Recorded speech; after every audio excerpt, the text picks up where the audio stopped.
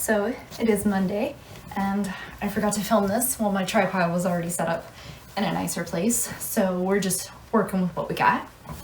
Oh, I just finished filming another video, and I'm gonna go take Faith for a WALK. I have to spell it because she's sitting here staring at me expectantly, and if I say it, she'll start freaking out. But I have been working on Smoke Gets in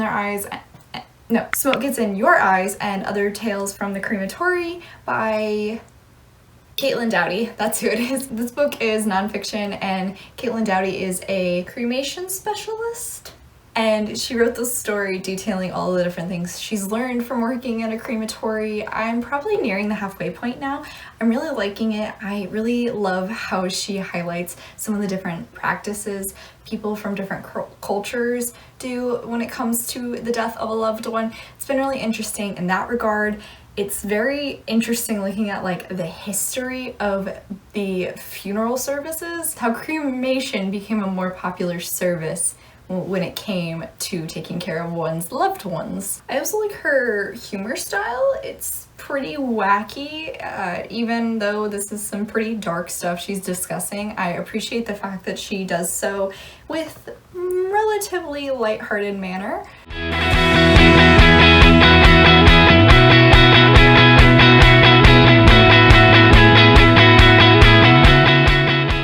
Hello all, it is Tuesday, and guess what I went and did today? I went to vote. Yep, this is me telling you to go vote. But on top of that, I have nearly finished Tales from the Crematory. I think I have like an hour left in the audiobook, and I listen at 2 times speed, so I'll probably finish it when I'm taking Faith for a walk later. Also, got some book mail today. Let's see. Ooh, that was a nice rip. Woo! Okay. So this is actually the first book I've received from a author. This is Pages from the Pizza Crow by Evan Whitmer. He reached out to me to ask if I would read his book and post a review, so I'm gonna do that. I was definitely intrigued by the title because I mean, what? Pages from the Pizza Crows? I believe this is a collection of short stories that are a bit fantastical, but I also think they might just be absurdity kind of style. I'm really intrigued. It doesn't sound like something I would usually read, but gonna admit, the title won me over. Like, I was looking at some of the back of this, and I'm sorry, the red constellation is Law and Order SVU meets cosmic horror. The bright idea room reminds you that it's the environment that kills you in the end, not the serial killer. Oof, okay, don't know if I'm ready to handle that. Not sure when I'm gonna get to this one yet. Probably won't be until sometime next month, maybe even December, just because the rest of October I still have a good few books I have to finish, and then I've already started planning out some different videos for November. We'll see. Me trying to plan ahead also means I have to like reprioritize my TBR list constantly, and it's a lot. It stresses me out sometimes. This is why I don't like doing TBRs, but I'm trying to get better about video planning. Hello, this is an angle we haven't seen before, but we're making it work. We're figuring out where my new tripod can go. So I finished Smoke Gets in Your Eyes and Other Lessons from the Crematory by Caitlin Dowdy on my walk with Faith, just like I expected I would. I really like this. It's like memoir meets textbook meets life philosophy in a nonfiction story. That's a lot together. I loved how she just really tried to highlight that death is inevitable, and rather than being terrified of it, we should just try to embrace it and make it as easy on both us and our loved ones as possible, and trying to reshape our beliefs around it in a way that is healthier than just constantly trying to hide it away or pretend that it didn't happen. Fascinatingly done in how she eventually came to accept her own mortality, and how she highlighted different cultures and even like these small native villages in Brazil, how they handled death, and the difference between all of these different places versus how we do it, and how we've come to do it in a way that is very hands-off. I really liked this. Definitely recommend. This was such a good nonfiction read because it was so easily read and digestible, and it felt like I was actually learning things, but at the same time it just seemed like I was having a relaxed conversation with Caitlin about her life, and it was great. I really enjoyed it. Next, I started on The Night Circus by Erin Morgenstern. This is my romance and magic read for my Spooktober readathon. I'll put a link to my TBR in the cards right here. I've listened to a chapter, so I'm not really going to talk about it at all, but I've heard tons of good things about this book. I actually listened to part of it while I was on a trip with my boyfriend's family, and his parents were listening to this in the car while we were driving, and I liked what I was hearing, which is actually how this got on my TBR. All I really know about this is that it takes place in a night circus. There are two magicians from, I believe, feuding families who are supposed to be competing, and they end up falling in love. Oh, and Erin Morgenstern's writing is supposed to be absolutely beautiful. Hey, I think that is it for now. I'm gonna go have dinner here soon. Probably gonna watch another horror movie.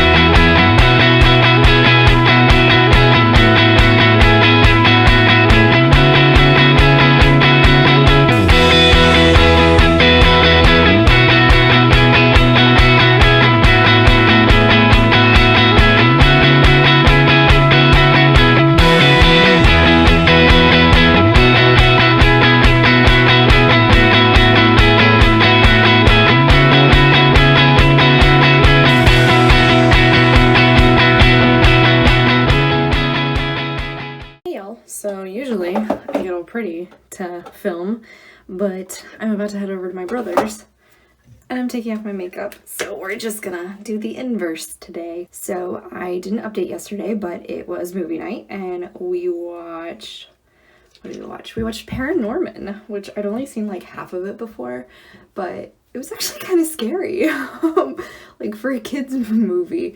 It was made by the same guy who made Coraline, so you know, that makes sense. But today is movie night at my brother's, and we're just watching like Halloween movies, so I don't know what we're gonna watch tonight, but we'll figure something out.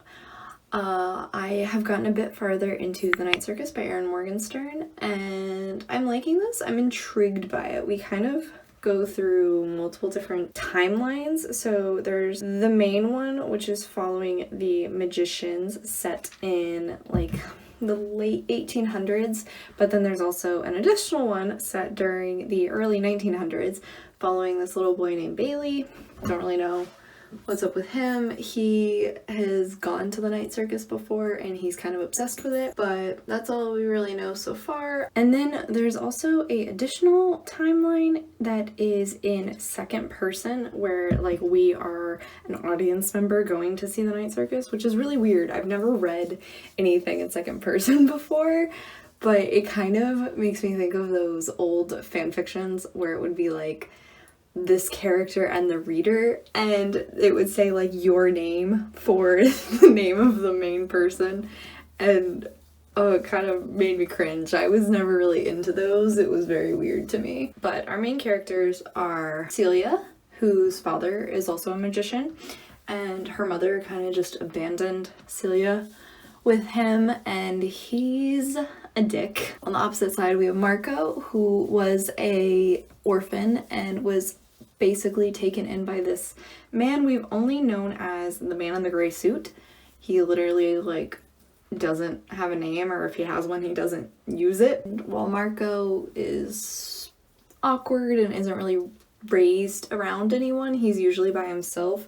Celia is like sweet and out of place with her father, but she's very powerful with her powers because of his raising. Marco is helping to establish what I believe is going to become the night circus, while Celia has just been hired to become the illusionist. So her father worked in this way where he does magic, but he performs in front of people as a illusionist. So his tricks are all real, but they just can't realize that, you know, they're not fake. They are paying to be amazed. Well, she is now following in her father's footsteps. Struggles of short hair. all these baby hairs. I'm bouncing back and forth between the audiobook and reading this on my ebook, but I don't know how to feel about the audiobook because the narrator is this like older gentleman, and at some points his voice makes sense for what's happening, but when he's reading for like a 16-year-old girl, kind of takes you out of the moment and seems a little out of place. So don't know how to feel about that. I kind of keep going back and forth trying to figure out which one I prefer. And yeah, we'll probably talk tomorrow.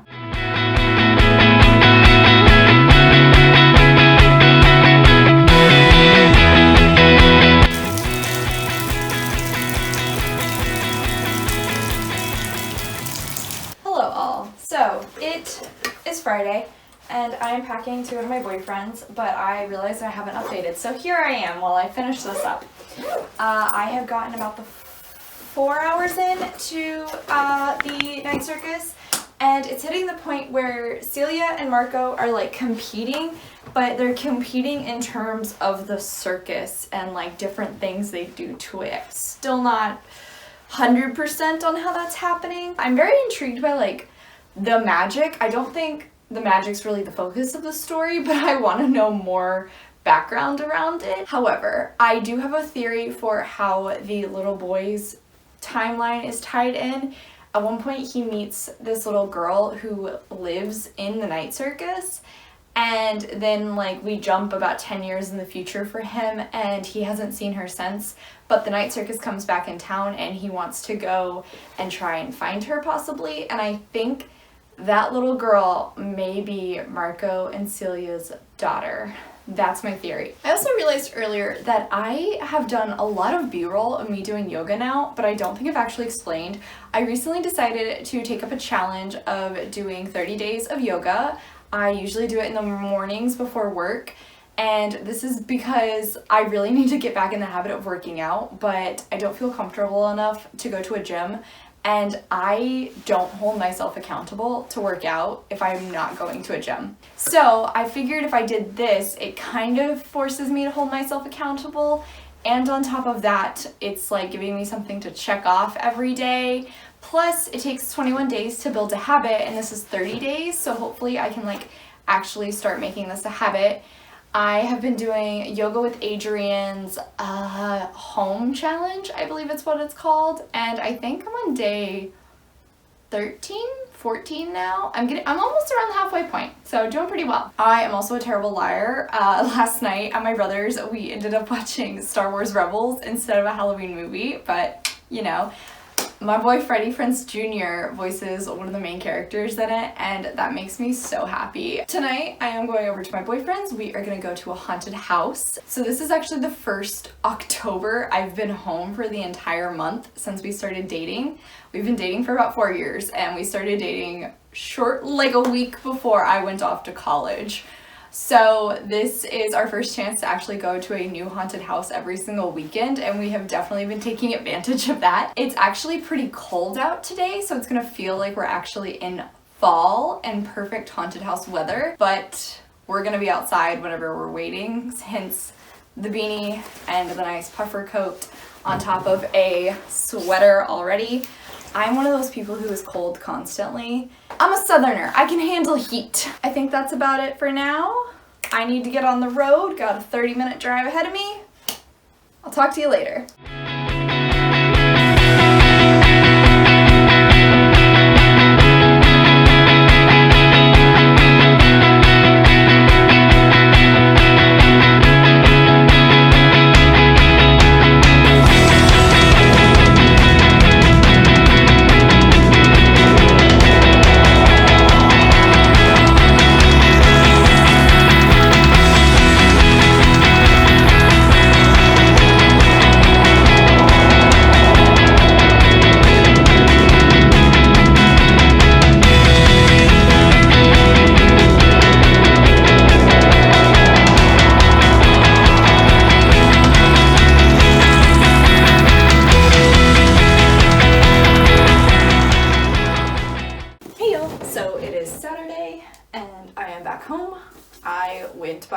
Books today and got Get a Life Chloe Brown by Talia Hibbert for a really good deal. It was like $8 and then I had a coupon, so I caved. I broke my rule. I also got a Lush package, so not really doing an unboxing. Just happened to be unboxing this while talking with you guys. Have I really read anything?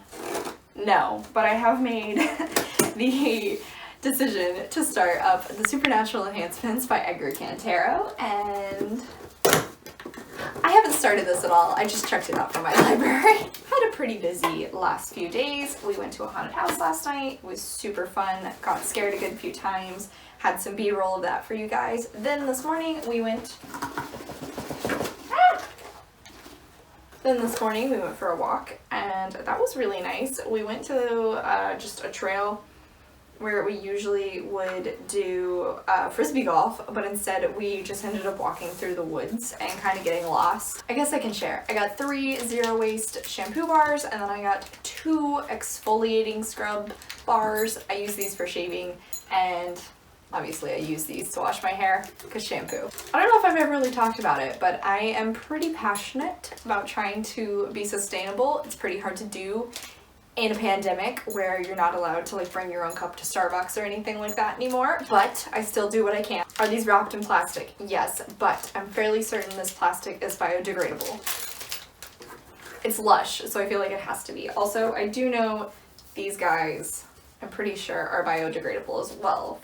Oh, I was right. Yes, both the plastic and the peanuts are all biodegradable. Also realized last night that I hit the 200 subscriber mark. So thank you so much, guys. I really appreciate it. I'm sure this is the content you want, me breaking down a box to be recycled. No, this is why you're here.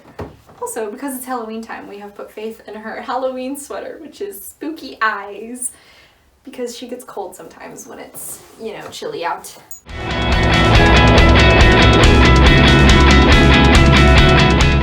Hello all, it's Sunday. I have had a pretty productive day. I got up, did some yoga, took Faith for a walk, I cleaned my room, I cleaned my makeup brushes, I edited a ton, I read some, I took a bath and showered, and now I'm gonna do my nails. I've been watching The Great British Bake Off as well. However, while also doing all of that, I have listened to some more of the Night Circus, and I'm really liking this more and more. I'm so invested in the relationship between Celia and Marco, and we've hardly even seen much of it, which I think showcases how well Erin Morgenstern has written these characters. There's also just like so much more to the story than I initially thought, and I'm pretty impressed with it. There are just so many additional layers to this magical competition, and the side characters who are inadvertently a part of it because they just happened to be in the same place where these two are having to compete. What do we think? Do we like this purple? I think I like it. It's pretty fall. I'm definitely gonna have to do an extra layer. I have gotten farther into this. I've definitely surpassed the halfway point. I've been listening to it for a lot of the day, and I'm just really liking it. Erin Morgenstern's writing is so pretty and really just very atmospheric in a way of like putting you into the setting at this night circus with all of the characters, and all of the different characters just seem so interesting and different in their own ways. We've also seen a bit more from Bailey, the little boy in the secondary timeline. My guesstimation was wrong about his connection to the main story. He's now a teenager, and he is back at the night circus and has been befriending some of the youngest members of the night circus. Next, I started on The Supernatural Enhancements by Edgar Cantero. This is another book for my Spooktober readathon. I don't remember which ones it fulfilled of the prompts. This story is following a young man named A who has recently been left a giant mansion by his distant relative who he never met before, and he, as well as his best friend Neve, are going to this house and trying to figure out all of the mysteries that are behind it. A lot of people that live in the town near the house think it's haunted, and there's some weird secrets going on in the house as well. The butler who used to work there suddenly vanished, and his family member who left him the house actually killed himself by jumping out a window on the night of his 50th birthday, the same way his father killed himself. This story is told in a really interesting way. So I initially wanted to read more Edgar Cantero because I loved his writing style in Meddling Kids. It was so flowery and very beautiful and used such interesting metaphors and similes, but like in the darkest way possible, making it fit the horror elements of the story so well. This, however, is a really interesting style where it's half epistolary. It's epistolary, right? Where it's letters. It's epistolary as well as his diary, as well as occasional like excerpts from books he reads, plus his best friend who is with him, Neve, is mute, and sometimes we actually get excerpts from her notepad where she will like write things down to show people to read, and she'll fill in what other people will say afterwards, so we get random conversations that way. There was also a transcript style from a security camera. This has just been so cool. I really like the story style and how it's being conveyed. It's just so different. It's like multimedia, but it's all still written formats of multimedia. It's very cool. All right, so I think that is about it for today, as well as for this vlog, because I have to finish editing it so I can get it uploaded for tomorrow. But as always, thank you so much for coming to my channel today, guys, and thank you again for 200 subscribers. I still can't believe it. I'm shocked so many people want to watch my hot mess of a self make random videos about things I like. Make sure to hit like and subscribe down below if you're not already subscribed. And I come out with videos on Monday and Friday, but until then, I hope you continue to have a terrific day. Bye.